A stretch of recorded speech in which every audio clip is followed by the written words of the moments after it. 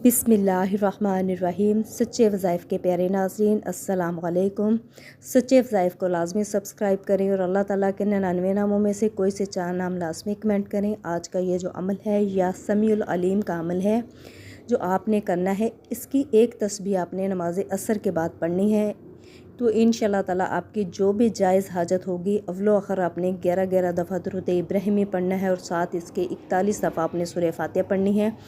और जो भी आपकी जायज़ हाजत है, जो भी मुराद है, आपने अल्लाह ताला से दुआ करनी है। तो इंशाअल्लाह ताला इस अमल की बरकत से अल्लाह पाक आपके कारोबार में, आपके रिस्क में, आपकी औलाद में ऐसी बरकत पैदा करेंगे, आपके लिए गैब से असबाब पैदा करेंगे। ये जो अमल है इंतहाई मुजरब अमल है, इंतहाई आज़मूदा अमल है। एक तस्बीह आपने नमाज असर के बाद करनी है। 41 दिन का ये अमल है, मुसलसल 41 दिन आपने ये या समीउल अलीम पढ़ना है। जज़ाकल्लाह।